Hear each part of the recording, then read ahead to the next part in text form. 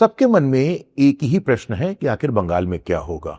पश्चिम बंगाल की सत्ता का रास्ता कोलकाता के गलियारों से नहीं, बल्कि मालदा और मुर्शिदाबाद जैसे जिलों के मुस्लिम मतों से होकर गुजरता है। करीब 30% से अधिक मुस्लिम आबादी वाली यह रियासत सालों से ममता बनर्जी का एक अभेद किला रही है। लेकिन क्या इस बार इस किले की दीवारों में दरार आने वाली है?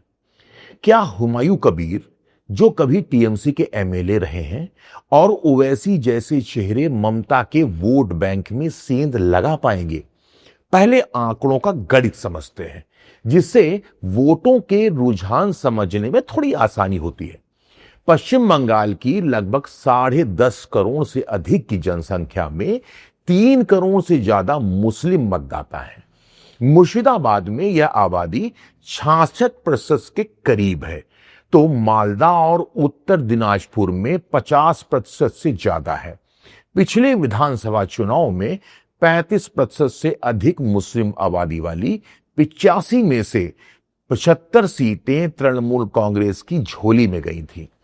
यही वो एक्स फैक्टर है जिसने भाजपा की तमाम कोशिशों के बावजूद ममता बनर्जी को सत्ता की कुर्सी से हटने नहीं दिया था। ममता बनर्जी ने मुसलमानों के बीच अपनी पकड़ मजबूत करने के लिए 2 प्रमुख हथियारों का हमेशा इस्तेमाल किया है। पहला है उनकी सुरक्षा का और दूसरा है मुस्लिम तुष्टीकरण। सीएए और एनआरसी का भय का प्रभाव भी वोटरों में भरा गया है।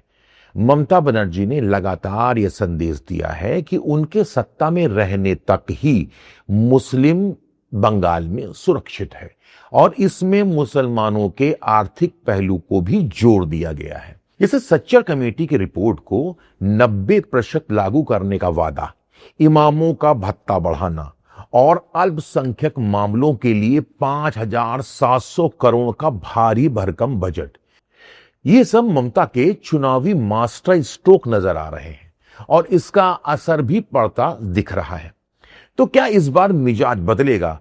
हुमायूं कबीर और ओवैसी फैक्टर पर चर्चा जोरों पर है, लेकिन इस बार तस्वीर थोड़ी सी अलग दिखाई दे रही है। पूर्व टीएमसी नेता हुमायूं कबीर ने एआईएमआईएम के साथ गठबंधन करके 100 से ज्यादा मुस्लिम उम्मीदवार मैदान में उतारने का ऐलान किया है, और ज्यादा से ज्यादा मुस्लिम प्रत्याशी उतारने के पीछे हुमायूं कबीर और ओवैसी का तर्क भी है। मुस्लिम नेताओं का आरोप है कि ममता मुसलमानों को सुरक्षा तो देती हैं, लेकिन सत्ता में उचित भागीदारी यानी कि टिकट नहीं देती। फिर आपने टीएमसी को वोट दिया 15 साल से, बताइए टीएमसी ने जमीन पर ऐसी कौन सी तब्दीली पैदा की जिससे मुस्लिम अक़लियत को फायदा हो सके? टीएमसी ने 291 में से सिर्फ 47 मुस्लिम उम्मीदवार ही उतारे हैं, जो उनकी आबादी के अनुपात में काफी कम है। वक्फ संशोधन कानून पर भी ममता के रुख से मुस्लिम नेताओं में अपना रास्ता तैयार करने का सपना परवान चढ़ा है। जिस कानून को ममता ने कभी लागू न करने की बात कही थी, उसे चुपचाप लागू करने पर ओवैसी और कबीर ने मोर्चा खोल दिया है और मुसलमानों को एक नए विकल्प की तलाश का रास्ता भी दिखाया है। उसके पीछे विश्लेषकों का लॉजिक भी दिखता है। बिहार में ओवैसी की एआईएमआईएम की सफलता और महाराष्ट्र के मालेगांव में इस्लाम पार्टी का उदय यह दिखाता है कि अब मुस्लिम मतदाता केवल भाजपा को हराने के लिए वोट नहीं दे रहे, बल्कि वे अपने समुदाय के नेतृत्व यानी कि मुस्लिम लीडरशिप को भी चुनना चाहता है। बंगाल में 15 साल की एंटी इनकम्बेंसी और हुमायूं कबीर जैसा मजबूत चेहरा ममता बनर्जी के लिए बड़ी चुनौती बन सकता है। ये मतदान के दिनों की वोटिंग पैटर्न से क्लियर हो जाएगा। लेकिन सवाल बड़ा है, क्या बंगाल का मुसलमान फिर से ममता बनर्जी को ही भाजपा के खिलाफ एकमात्र ढाल मानेगा, या फिर वह बिहार और महाराष्ट्र की तर्ज पर अपनी अलग राजनीतिक पहचान की ओर बढ़ेगा?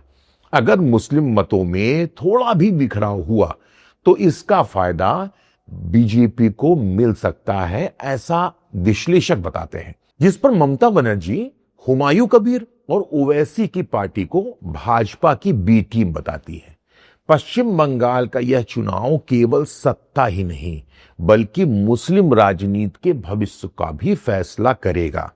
आपको क्या लगता है कि क्या हुमायूं कबीर और ओवैसी ममता का खेल बिगाड़ पाएंगे? अपनी राय कमेंट बॉक्स में जरूर दें।